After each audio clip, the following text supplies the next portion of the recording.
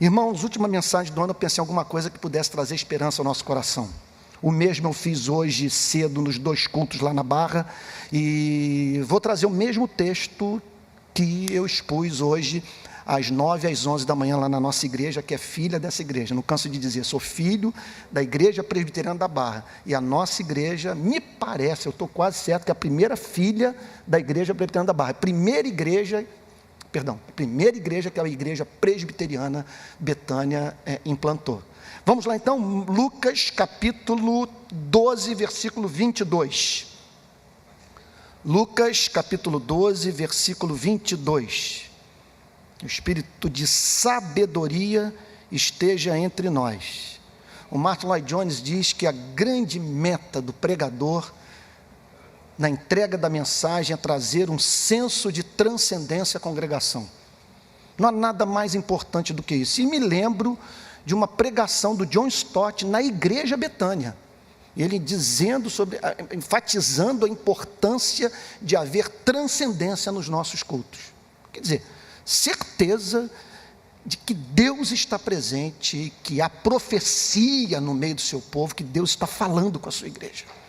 E o que eu espero que aconteça nessa noite, em nome do Senhor Jesus. Cada vez que eu venho para o púlpito da Igreja Betânia, venho com o coração tremendo, apertado, porque é o desejo, de alguma maneira, retribuir o que essa igreja fez por mim. Eu devo a minha vida à Igreja Presbiteriana Betânia.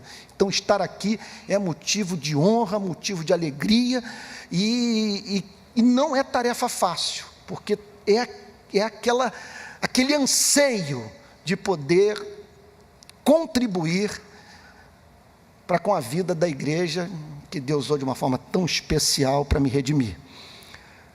Lucas capítulo 12, verso 22, todo mundo achou? Não vou fazer a piadinha do reverendo Antônio Elias. Se você não trouxe Bíblia, procure ficar sentado ao lado de um crente. Todo mundo achou então aí? Verso 22 de Lucas 12. A seguir, dirigiu-se Jesus a seus discípulos. Eu gostaria de parar por aqui, não é preciosismo não. Essa frase é fundamental para que nós entendamos essa passagem. O Senhor Jesus vai tratar, a partir do verso 22, de um problema sério que aflige a alma da humanidade desde que o homem se afastou de Deus. Problema da ansiedade. Só que o tratamento que o Senhor Jesus haverá de dar ao problema é totalmente evangélico. Aqui, portanto, é Jesus se dirigindo aos discípulos e falando para ele o que não pode falar para o incrédulo. Então, de certa forma, esse é o problema que nós pastores enfrentamos. Para mim, por exemplo, confesso a vocês que é verdadeira tortura aconselhar não cristão, em razão da ausência dessa base intelectual incomum que nos permite falar sobre aquilo que se configura como única resposta para os reais problemas da alma. Então observem que o Senhor Jesus está se dirigindo aos discípulos. Eu diria a vocês que para os que não nasceram de novo, os que rejeitaram a oferta de salvação, os que não se submeteram moral e intelectualmente ao Evangelho, Jesus não tem o que dizer para eles. Aqui é Jesus se dirigindo à sua igreja, na firme pressuposição de que sua mensagem haverá de ser compreendida pelo seu povo. A seguir, dirigiu-se Jesus a seus discípulos dizendo: por isso vos advirto, nós estamos, portanto, diante de um conselho e de um mandamento. Não andeis ansiosos, é um conselho, porque antever problemas, ultrapassar pontes antes de chegar nelas, é desperdício de energia, conforme se diz na rua, é alugar a nossa cabeça com aquilo que vai ocupar o espaço do que deveria embalar a nossa fé, aquecer o nosso coração, nos dirigir em nosso caminho, é arruinar a nossa saúde física e espiritual, mas é mais do que isso. A frase foi dita pelo Dr. Russell Shedd. Eu mesmo não ouvi, mas amigos do centro-oeste da cidade de Anápolis me disseram que o Dr. Russell Shedd, numa passagem pela cidade, soltou essa frase: viver ansioso é duvidar do caráter de Deus. Por isso o mandamento: não andeis ansiosos, porque esse sentimento, quando chega ao ponto de dominar o espírito humano, trata-se de algo incompatível com a fé no Deus de amor revelado pelo Evangelho de Jesus Cristo. Não andeis ansiosos pela vossa vida quanto o que haveis de comer, nem pelo vosso corpo quanto o que haveis de vestir. Observem que o Senhor Jesus não está aqui combatendo aquilo que poderíamos chamar, vou dar uma aqui de comuna, de desejos da burguesia. Nós não estamos aqui diante do descartável. O Senhor Jesus não está nos chamando para tão somente nos livrarmos de uma espécie de vida dedicada àquilo que poderíamos chamar de capricho do coração humano. O Senhor Jesus está falando sobre necessidades vitais, daquilo que viabiliza a nossa vida nesse planeta. Mesmo assim, a ênfase é clara, a mensagem é direta, objetiva, papo reto: não andeis ansiosos pela vossa vida, quanto que haveis de comer, nem pelo vosso corpo, quanto ao que haveis de vestir. Preocupações legítimas e que, contudo, não devem absorver as nossas vidas a ponto de vivermos em função delas. Verso 23. Porque a vida é mais do que o alimento e o corpo mais do que as vestes. John Stott, no comentário do Sermão da Montanha, sobre essa mesma passagem, faz a seguinte afirmação: que nesse versículo o Senhor Jesus está chamando a atenção dos seus discípulos para o mais importante que Deus, na sua graça, havia concedido ao seu povo: o dom da vida. E o argumento, segundo John Stott, é de lógica irrefutável: aquele que lhes deu o dom da vida haverá de estar preocupado com a sua manutenção, porque a vida é mais do que o alimento e o corpo mais do que as vestes. Ele já lhes deu o mais importante: a existência, a manutenção da vida biológica. E ele haverá de estar preocupado com o suprimento das necessidades básicas destes, que por obra da soberana vontade de Deus vieram a existir. Verso 24. Aqui um apelo é feito a uma das doutrinas mais encantadoras das Sagradas Escrituras. Calvino, nas Institutas, diz que quem compreende essa doutrina desfruta do incalculável gozo da alma piedosa. A doutrina da providência, o cuidado que Deus tem pela sua criação. Observai os corvos, os quais não semeiam nem ceifam, não tem despensa nem celeiros, todavia Deus os sustenta. Quanto mais valeis do que as aves. Daria para ficarmos a noite inteira só pensando nessa passagem. Está falando de uma hierarquia que existe na ordem criada. Nem toda criatura tem a mesma importância para o seu Criador. Uma é a glória de uma abelha, outra é a glória, sei lá, de uma minhoca, outra glória de um gato, outra glória de um cão, e outra é a glória de um ser sobre quem se diz ter sido feito à imagem e semelhança de Deus. Então a visão de mundo revelada por Cristo nesse versículo é de tirar o fôlego. O que Jesus está dizendo é que, nesse exato momento, enquanto estamos aqui na Igreja Presbiteriana Betânia, o Espírito Santo está cuidando dos pardaizinhos, que Deus está alimentando sua criação, porque a ama. E em conexão a isso, o Senhor Jesus diz: e esse Deus que cuida dos passarinhos, haverá de cuidar também daqueles que foram criados à sua imagem e semelhança, e que por gozarem de um nível de excelência, significativamente maior do que as demais criaturas, são capazes de experimentar na mesma proporção a dor, o sofrimento, a angústia. Este é um dos prováveis motivos pelos quais Deus cuida de forma especial do homem, porque Ele sabe que, como seres portadores da sua imagem e semelhança,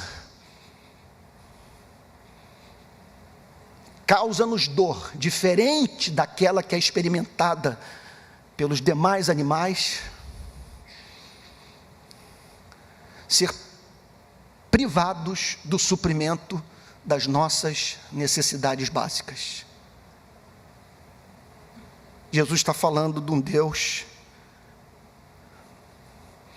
que experimenta dores empáticas, profunda empatia, em razão dele saber o que se passa no nosso coração. Esse é um dos fatores pelos quais me sinto profundamente motivado a manter esse envolvimento na favela com os pobres, com os necessitados, com aqueles que sofrem violação dos direitos humanos. Eu sei o que essa gente sente, porque é membro da minha raça. Eu não sei o que se passa na cabeça de um cão, mas eu sei o que se passa na cabeça de um pai que teve que enterrar um filho assassinado, ou de um homem que não encontra local para trabalhar, ou de alguém que não consegue botar o pão na mesa para alimentar os seus filhos queridos. Observai os pássaros, os quais não semeiam, nem ceifam, não têm despensa nem celeiros, não têm entendimento. Eles não conseguem manter esta interação com a ordem criada que eu e você podemos, fazendo ciência, criando ferramentas que potencializam a nossa energia,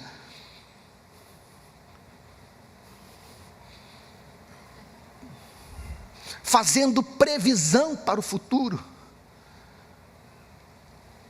E contudo, Deus cuida desses seres pequeninos, indefesos, sem entendimento, porque os ama. Quanto mais valeis do que as aves. Que o Espírito Santo nessa noite convença que sua vida é preciosa aos olhos do Criador. Ainda que você não tivesse nascido de novo, pelo simples fato de você ser filho de Deus, do ponto de vista de ter sido gerado por Ele, você já é considerado pelas Sagradas Escrituras precioso aos seus olhos. Quando somamos a isso o fato de você ter sido eleito na eternidade, no tempo e no espaço ter sido regenerado pelo Espírito Santo, e pela graça divina chamado eficazmente para esta salvação, vindo a se arrepender e crer, sendo selado com o Espírito da promessa, passando por uma experiência que a Bíblia chama de conversão, tendo seu nome escrito no livro da vida, passando portanto a ser considerado filho adotivo de Deus. Quando você soma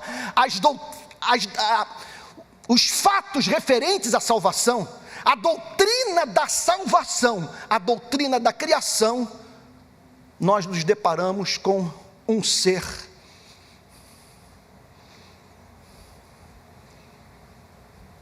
a quem Deus ama com um amor que Ele não tem pela Via Láctea inteira. Verso 25: qual de vós, por ansioso que esteja, pode acrescentar um côvado ao curso da sua vida?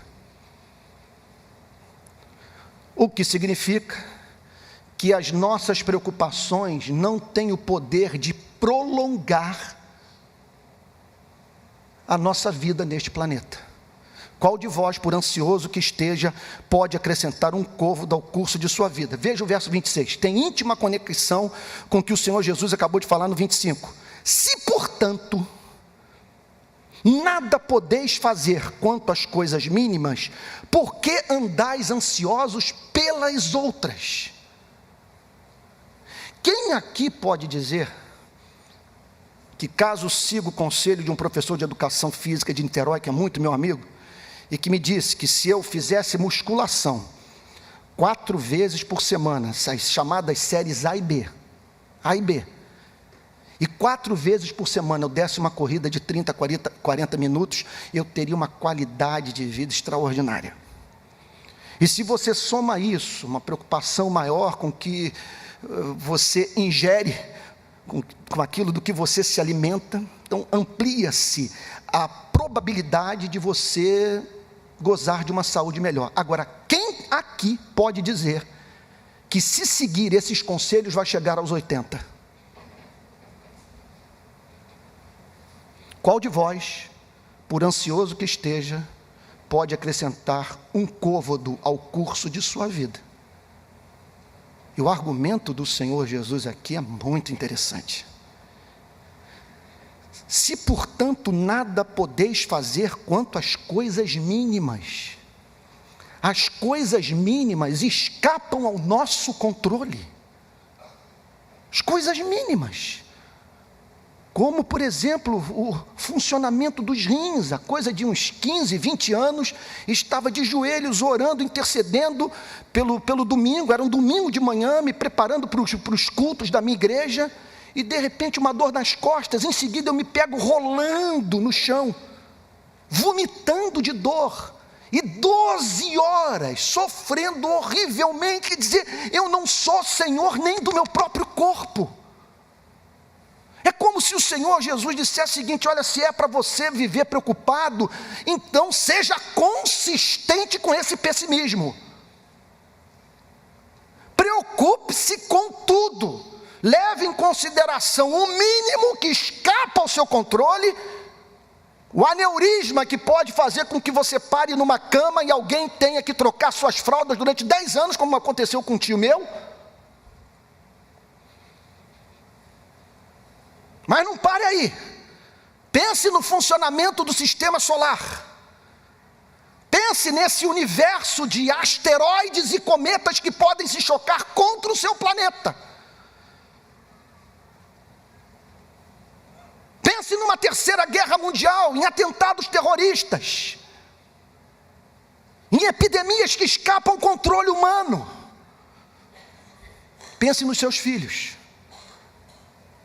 O que o Senhor Jesus está aqui nessa passagem dizendo é o seguinte: ou entra o elemento fé na providência, na doutrina da criação, da soberana vontade de Deus, ou então, eu não vou dizer para você comprar maconha com bandido, porque eu sei o que eles fazem com esse dinheiro, mas arruma um cantinho para você botar uma plantação na sua casa, porque não tem saída.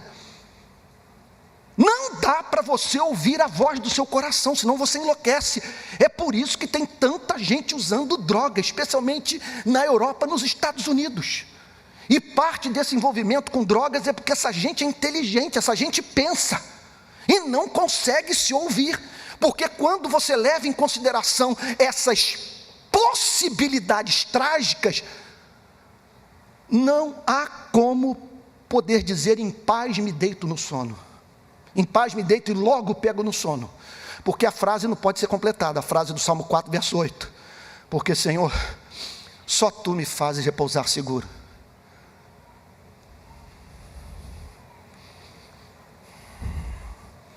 Não dá para se envergonhar do Evangelho.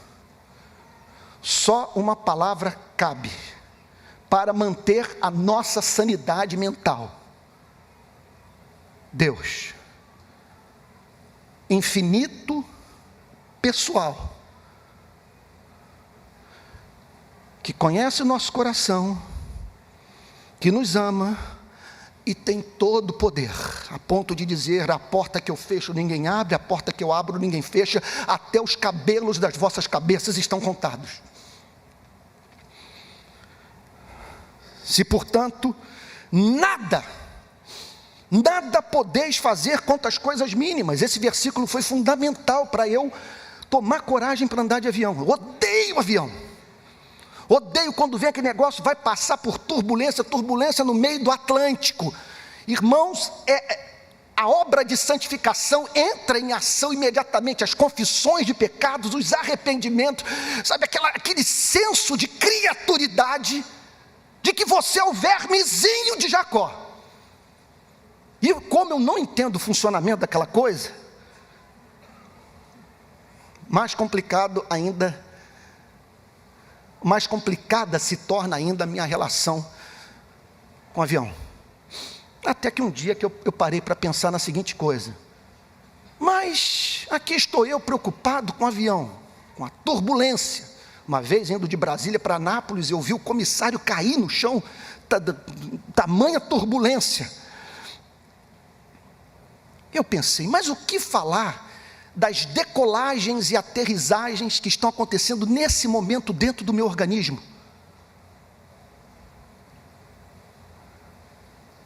Se eu não tenho controle sobre as coisas mínimas, e me lanço na misericórdia divina, esperando que o Deus que promete na sua palavra que tem os cabelos da minha cabeça contados,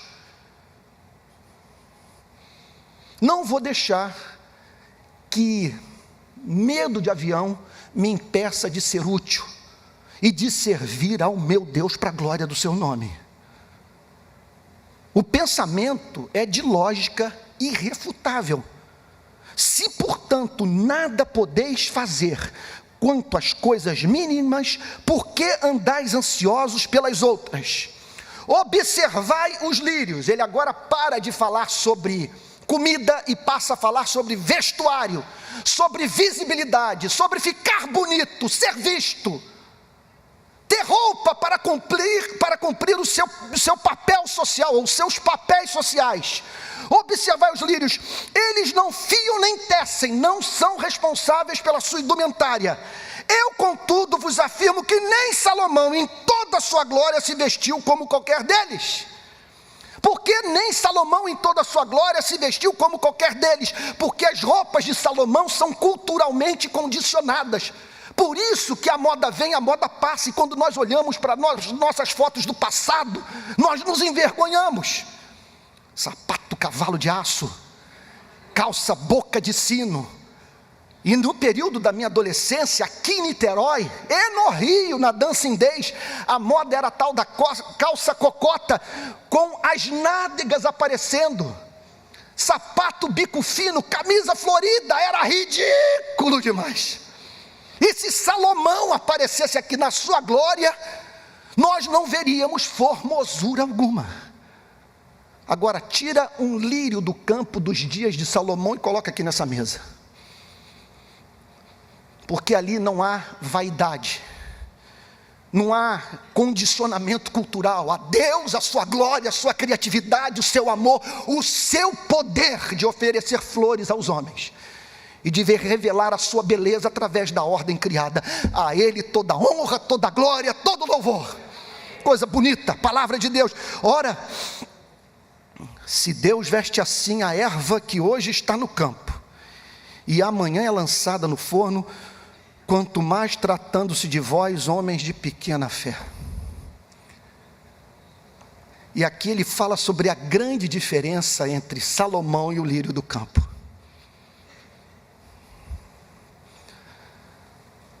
Salomão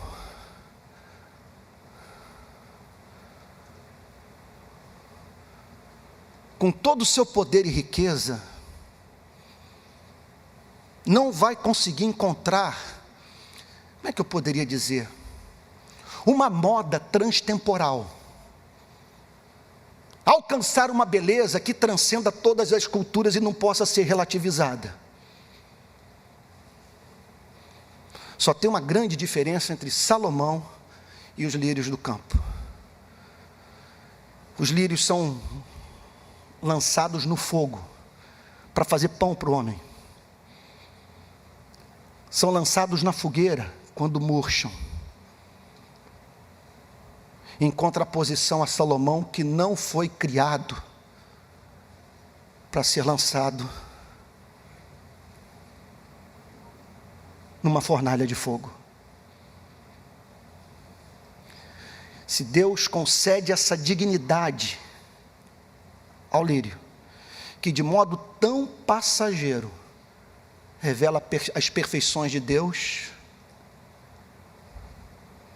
o que fará desses que têm alma, que conscientemente oferecem seus corpos a Deus, para que através de suas vidas, Deus revele sua formosura ao mundo?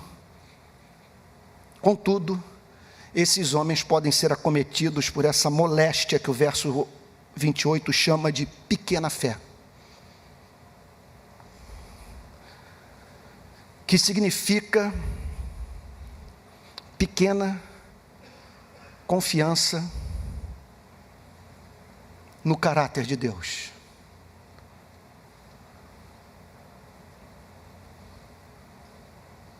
Os pássaros e os lírios, bem como os profetas, não conseguem convencer este, que teve a cabeça condicionada pelo pecado, a chegar à conclusão que o universo é regido por um Deus de amor, que coordena tudo para a glória do seu nome e para a felicidade do seu povo. Pequena fé.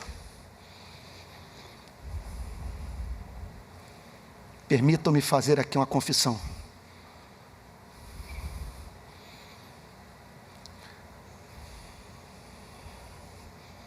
As tentações sexuais não me humilham tanto quanto as ocasiões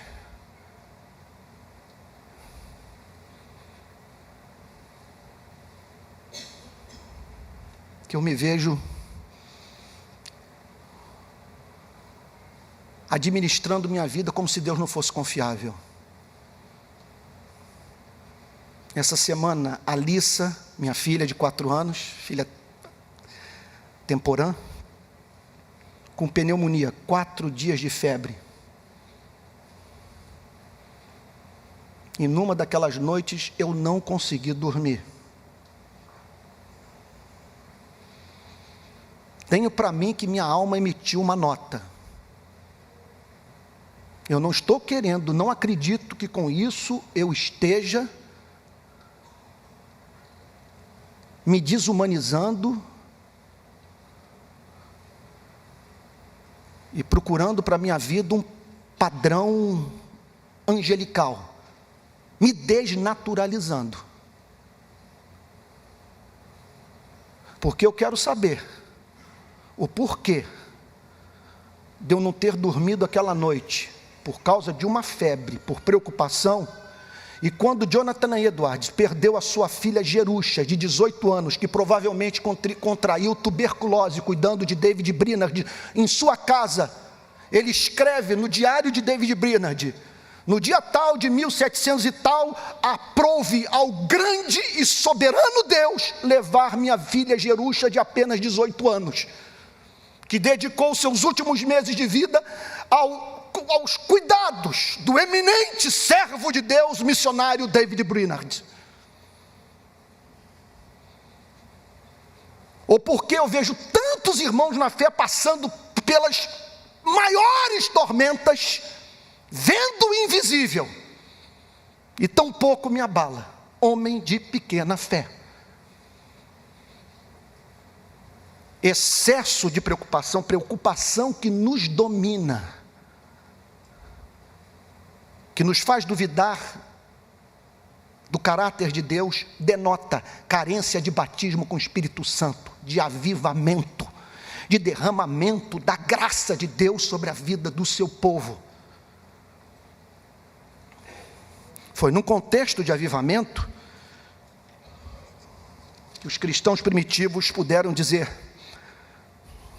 depois de terem sido soltos e ameaçados pelas autoridades judaicas. Uma vez soltos, procuraram os irmãos e lhes contaram quantas coisas lhes haviam dito os principais sacerdotes e os anciãos. Ouvindo isto, num contexto de ameaça, levantaram a voz a Deus e disseram: Tu, soberano Senhor, que fizeste o céu, a terra, o mar e tudo que neles há, que disseste por intermédio do Espírito Santo, por boca de nosso pai Davi teu servo, porque se enfureceram os gentios, e os povos imaginaram coisas vãs, levantaram-se os reis da terra, e as autoridades ajuntaram-se a uma contra o Senhor e contra o seu ungido, porque verdadeiramente se ajuntaram nesta cidade contra o teu santo servo Jesus, ao qual ungiste Herodes e Pôncio Pilatos, com gentios e povos de Israel, para fazerem tudo que tua mão e o teu propósito predeterminaram. Veja, oração, sob perseguição, sob açoite, ameaça de morte. Agora, Senhor, olha para as suas ameaças e concede aos teus servos que anunciem com toda a intrepidez a tua palavra. Não é concede a seus servos a preservação da sua vida, não era a oração da vitimização, o foco era a glória de Deus. Agora, Senhor, olha para as suas ameaças e concede aos teus servos que anunciem com toda a intrepidez a tua palavra, enquanto estendes as mãos para fazer curas, sinais e prodígios por intermédio do nome do teu santo servo Jesus. E por isso aconteceu o que está descrito no verso 31. Tendo eles orado, tremeu o lugar onde estavam reunidos, todos ficaram cheios do Espírito Santo e com intrepidez anunciavam a palavra de Deus. O que eu tenho a lhes dizer, meus amados irmãos, é que não existe na vida apologética maior defesa da existência de Deus e veracidade do Evangelho mais convincentes do que nas horas em que passamos pelas mesmas tormentas que os não cristãos enfrentam, estes poderem ver em nós o que não podem encontrar nas suas vidas, porque há um rio cujas correntes alegram a cidade de Deus, o santuário das moradas do Altíssimo.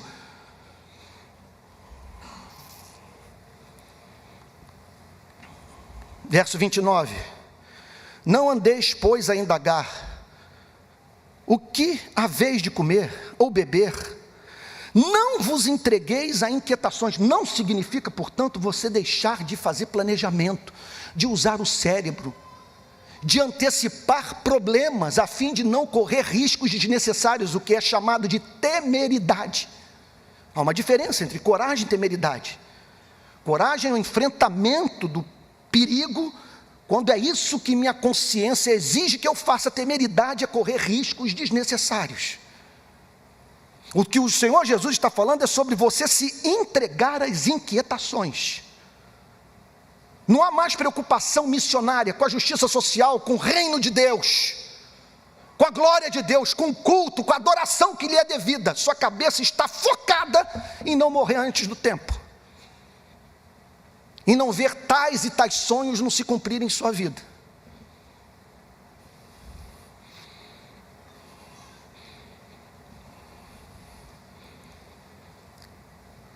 A bomba atômica agora é o verso 30. Que versículo? A partir de agora é apoteótico. Observem que o sermão vai crescendo, e quando chega na aplicação prática, a partir do verso 30, nós nos deparamos com uma das definições mais gloriosas das consequências éticas e psicológicas do conhecimento do Evangelho libertador de nosso Senhor e Salvador Jesus Cristo. Porque os gentios de todo o mundo é que procuram estas coisas. Quem são os gentios? São todos aqueles que não fazem parte do povo de Israel. Os gentios são todos aqueles que não têm a palavra, que não se relacionam com Deus mediante a mediação do Evangelho de Cristo. E o que o Senhor Jesus está dizendo? Os gentios que não têm um Deus suficientemente grande para as suas necessidades, eles é que vivem aflitos. Os gentios que, por não crerem no Deus que lhes foi revelado, é que vivem num universo que os amedronta, que leva-os a perder noites de sono. Os seus sentimentos nada mais representam do que consequência natural dos seus pressupostos intelectuais. Eles vivem de acordo com o que pensam. Os gentios é que procuram todas estas coisas. Em Israel não pode ser assim. Na Babilônia pode ser, no Império Romano, na Grécia. Mas aqui não, entre nós não. Porque vocês tiveram acesso a algumas informações precisas sobre a vida. Vocês não precisam necessariamente viver como os pagãos. Verso 30. Mas vosso Pai Celeste sabe que necessitais delas. Esse que é o problema dos gentios. Os gentios se relacionam com Deus. A igreja se relaciona com o Pai. O que Jesus está dizendo é, os gentios, quando muito, eles têm a palavra Deus. Mas um conceito de Deus condicionado pela sua culpa, pela sua servidão ao pecado. Um Deus criado à imagem e semelhança dos gentios, dos pagãos. Tente encontrar conceito de Deus em nação que não recebeu a iluminação do Evangelho.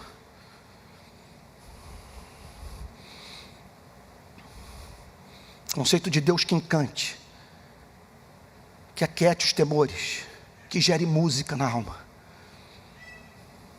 Mas nós não. Nós sabemos da existência de um Pai que, por se relacionar conosco, tal como nós nos relacionamos com os nossos filhos, sabe, conhece cada uma das nossas necessidades. Então é isso que falta na teologia dos gentios, a revelação da doçura, do caráter amável, da lealdade do Deus a quem Cristo nos ensinou a chamar de Pai. Verso 31. Buscai antes de tudo, antes da manutenção da sua vida biológica, o seu reino. O que significa viver de acordo com esta cidadania, de modo que este país, esta pátria que representamos, não seja envergonhada por causa do nosso testemunho.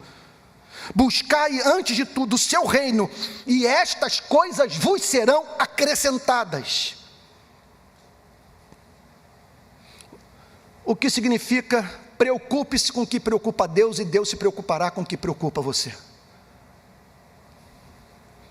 Você está servindo a um Deus leal.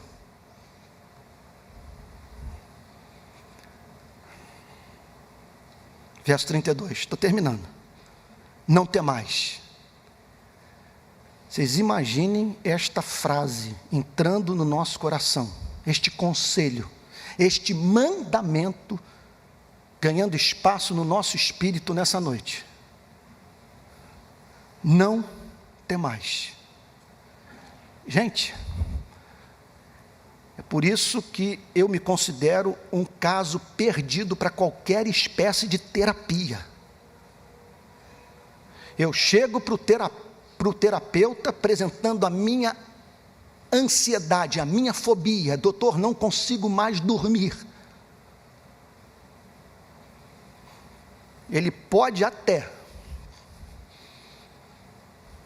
me ajudar a entender parte da natureza dos meus temores. Mas enquanto ele não eliminar a minha capacidade de pensar, eu vou continuar perguntando para ele: me mostra o fundamento da sua esperança, me mostra o que silencia as vozes que me perturbam, os motivos da agonia e do temor. Me mostre como fazer contraponto ao inferno. Quem pode dizer para você e para mim não ter mais? Essa frase só fica bem na boca de Jesus Cristo, mais ninguém. Não ter mais. Ó pequenino rebanho, pequenino mais amado. Isso é estranho, porque a gente chega aqui e vê um pequenino rebanho. A praia de Caraí, por onde eu passei ainda agora, vindo do Rio, superlotada. E você passa pensando que esse povo não está na igreja. E aqui estou eu, passando por meio dessa multidão, para me encontrar com um pequenino rebanho, porém amado. Pequenino rebanho, porém precioso. E aí, a grande informação sobre a sua e minha vida, o fundamento da nossa identidade, a maior verdade sobre você e eu. Não temais ao pequenino rebanho, tudo é superlativo, é impressionante isso no Evangelho, porque vosso Pai se agradou em dar-vos o seu reino. Eu nem sei por onde começar com um versículo como esse. Eu não sei, sinceramente, gente, eu não estou fazendo drama não, eu não sei que riqueza explorar primeiro. Jesus está falando do final. O final está garantido, o reino é de vocês. E como esse Deus adapta os fins, ou melhor, os meios aos fins que Ele decretou, é fato fora de controvérsia, que o feijão e arroz que vocês precisam para a manutenção da sua vida biológica, entrada no reino de Deus, lhes chegará na dimensão certa, de acordo com a vontade soberana daquele que teve prazer, teve deleite em olhar para a sua vida e dizer: o meu reino é teu. Eu decretei na eternidade que você haverá de sentar à mesa comigo e cear no meu reino. Gente, tudo é glorioso. Essa é a desgraça do aconselhamento com o não cristão. E ainda bem que eu sou pastor, porque quem me procura sabe o que vai ouvir dos meus lábios. Não, confesso, eu não tenho muito o que dizer àquele que não está relacionado com Jesus Cristo. A minha desgraça é que eu conheci ao longo da vida o suficiente do existencialismo alemão e francês para não encontrar nenhuma outra fonte de repouso na vida que não seja a fé em Jesus Cristo. E aqui está o Senhor Jesus se dirigindo aos seus discípulos. Ele não pode falar isso para os gentios, só pode falar isso para a igreja. Porque vosso Pai, se parasse aí já seria a maravilha das maravilhas, o Todo-Poderoso, que do nada criou os céus e a terra, que sustenta a Via Láctea pelo poder da sua palavra, me ama com amor de Pai. O vosso Pai se agradou, teve deleite em vos dar o seu reino. Como vocês podem estar preocupados com vestuário e comida, se esse Deus no seu evangelho se revela nesses termos à sua igreja? Eu tive prazer em decretar a sua salvação, em redimi-lo, e porque eu decretei a sua entrada no meu reino, eu tenho prazer em sustentá-lo pelo meu espírito, para que você um dia passe pelas portas da Nova Jerusalém e ouça da minha própria boca: foste fiel no pouco, sobre o muito te colocarei, entra no gozo do teu Senhor. No verso 33, o feitiço do diabo finalmente foi quebrado. Esta pessoa alcançou a sua libertação, não vive mais voltada para a preservação única e simples da sua vida. Em vez de se lançar no mar das inquietações, ela se lançou nos braços do Pai. E aí comete o maior ato de insanidade que pode ser praticado pela vida de um gentio: dá dinheiro. A maior fonte de segurança da humanidade. Olha o que diz o verso 33: vendei os vossos bens e dai esmola. Aqui, gente, é o crente cheio do Espírito Santo, com sua mente dominando o seu evangelho, debochando das preocupações da vida, e pegando quadros, bicicletas, sei lá, tapetes, carros, casas de campo, e transformando aquilo em dinheiro para o pobre. Não é que ele vai encher o seu carro de notas de 50 e irresponsavelmente vai sair por aí distribuindo dinheiro. Mas ele vai olhar para a família do pobre e vai ver um garoto que, se receber investimento para a educação, pode quebrar o ciclo da pobreza na sua família. E essa ética que aqueles que se dedicam às causas políticas consideram romântica, todos sabemos, se fosse praticada por todos, ajudaria milhões e milhões de seres humanos a viverem com mais dignidade. Vendei os vossos bens e dai esmola.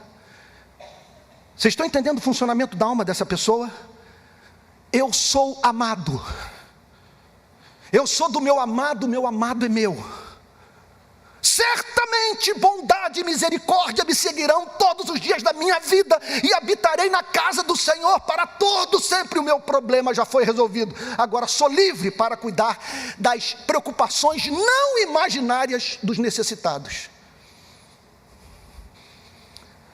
Aqui não é o fim do conceito de propriedade privada, porque não há o conselho nas demais passagens bíblicas para vendermos tudo o que temos a fim de alimentarmos os famintos, mas isto vai significar sim diminuição no nosso padrão de vida.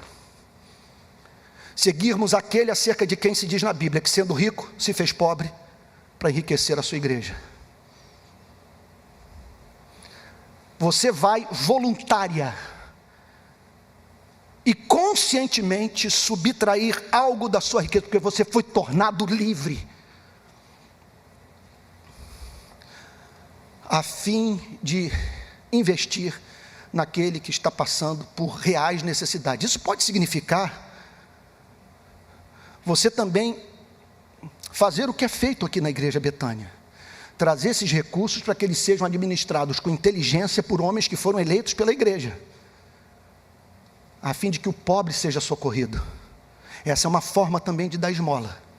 Você não vai lá no barraco entregar esse dinheiro, mas você vai viabilizar o ministério daquele que o está fazendo pelo necessitado.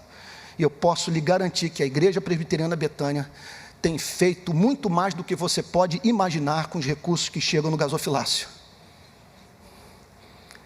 Vendei os vossos bens e dai esmola, fazei para vós outros bolsas que não desgastem, tesouro inextinguível nos céus, onde não chega o ladrão, nem a traça consome.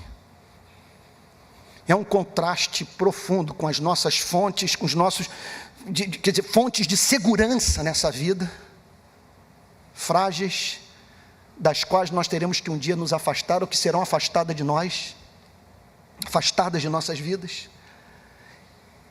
E aquilo que a Bíblia chama de galardão, que nada mais é do que Deus coroando seus próprios dons em nós. O que é o galardão? O galardão pode ser comparado àquilo que a minha esposa Adriane sempre fez com Pedro, Mateus e certamente vai fazer com a Alissa. Dá o dinheiro para que os nossos filhos se dirijam no momento do ofertório para depositarem a oferta no gasofilácio. Foram eles que fizeram, mas o dinheiro lhes foi dado pelos seus pais. Por isso que Agostinho diz, o galardão nada mais é do que Deus coroando os seus próprios dons em nós. Verso 34, último versículo. Que privilégio poder pregar sobre essas coisas. Que privilégio ser ministro. E que bênção você ser membro de uma igreja, onde você ouviria a exposição do Evangelho.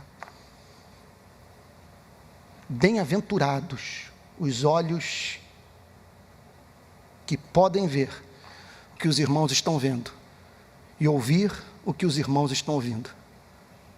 Nós não somos dignos dessa glória. Último versículo, porque onde está o vosso tesouro, aí estará também o vosso coração. O que Jesus está dizendo? Alguma coisa se configurará para você como tesouro. O que é o seu tesouro? Aquilo de que você depende para ter segurança, para ter um mínimo de senso de autoestima, boa, saudável. O problema é que tudo aquilo que se configura como precioso para a sua vida, aprisiona o seu coração. Suas afeições estarão presentes onde se encontra aquilo que você julga essencial para que sua vida tenha sentido. O problema é que pode acontecer isso. Você põe o seu coração no tesouro dessa vida, ou nos tesouros deste mundo, e vem o Collor de Mello, com a sua ministra da economia, e decreta um plano que confisca todos os seus bens. Me lembro que eu era pastor na Barra da Tijuca nesse tempo. E os jornais do Rio de Janeiro falando das clínicas e dos hospitais lotados de gente infartando.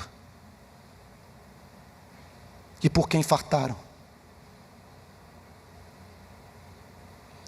O seu tesouro não era o Criador único dos céus e da terra, e por isso eles não fixaram as suas afeições em Deus, e sim naquilo que poderia, de uma forma totalmente louca, insensata, estúpida, lhes oferecer um mínimo de segurança.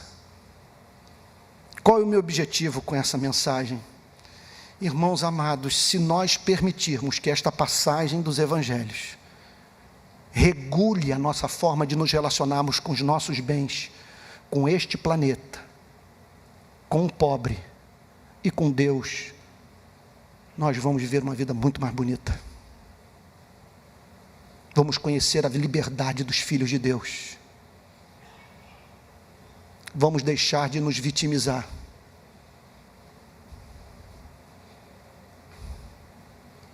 E finalmente nos tornarmos livres para viabilizar a vida do necessitado.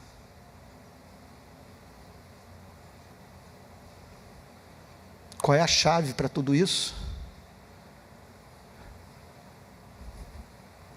O encontro com a figura central dessa mensagem, o Pai. E a partir daí, a compreensão das demais doutrinas. Doutrina da criação, doutrina da providência, doutrina do seu governo soberano, doutrina da sua obra de salvação. E tudo isso sendo aplicado à sua vida. E você saberá que a coisa entrou no seu coração para valer quando você vir você mesmo distribuindo esmola, abrindo mão do principal fundamento da paz dos gentios, que poderíamos chamar de riquezas deste mundo.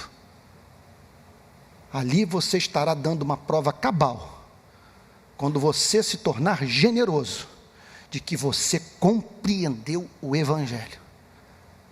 E o que esse texto nos diz, é que esta compreensão terá não apenas efeitos psicológicos na sua vida, terá efeitos morais, fará com que você busque o reino e o pobre, e viva para a glória do Pai. Que Deus o abençoe muito em nome de Jesus. Vamos ficar de pé? Vamos ficar de pé? Então vamos fazer um negócio, nós vamos agora orar, pedindo que o Espírito Santo aplique com profundidade esta passagem em nossos corações. E que 2015 seja o ano mais bem-aventurado de nossas vidas, em nome de Jesus. Vou pedir para que o pastor da igreja ore por nós, o pastor Theo, erga a voz a Deus em oração, pedindo que a palavra de Deus venha com poder e graça, que sejamos curados e tornados livres nessa noite em nome de Jesus. Senhor, que profundos são os teus pensamentos, quanto consolo e paz a tua palavra traz para o nosso coração. Expressão tão maravilhosa do salmista: quanto amo a tua lei, é a minha meditação todo dia. Não fosse a tua lei ter sido meu prazer, já há muito eu teria perecido na minha angústia. Senhor, louvado seja o teu nome, pelo brilho da tua palavra, pela grandeza das tuas revelações ao nosso coração, porque outra vez o Senhor por seu Espírito nos falou.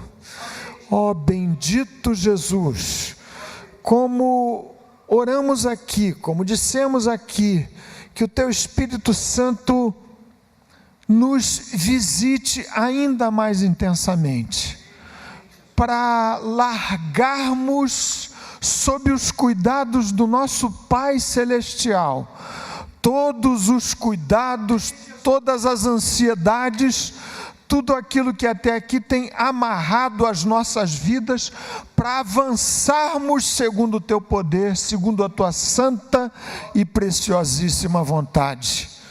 Senhor bendito, o clamor da nossa alma é para que de fato o Senhor use até o fim, queimando até o final pavio das nossas vidas, enquanto ao Senhor for servido nos fazer viver aqui nesta terra, tudo para o louvor da tua glória. Ajuda-nos, a mim, ao teu povo, a essa igreja, a esse pequenino rebanho, ó Deus, a vivermos muito mais daqui por diante, diante da tua palavra, ouvida, compreendida, exposta ao nosso coração, com muito mais integridade, o Evangelho de nosso Senhor Jesus Cristo. Nesses dias confusos, difíceis, de notícias ruins, de maus presságios, de prenúncios de tempos ainda mais trabalhosos, dá que o teu povo descanse no Senhor Jesus, nessa incomparável e substituível paz de Cristo que excede a todo entendimento, ajudando-nos a viver de maneira muito mais bela e plena o Evangelho de nosso Senhor.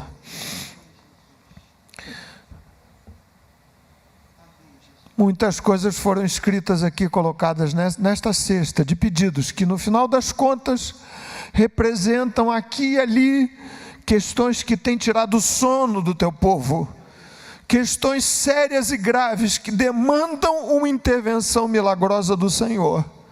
Aqui ouvimos do teu cuidado soberano, da tua beleza em promover a beleza da vida. Ó Deus bendito, opera diluindo, esfacelando estas causas que têm pesado no coração de teus filhos e filhas neste lugar.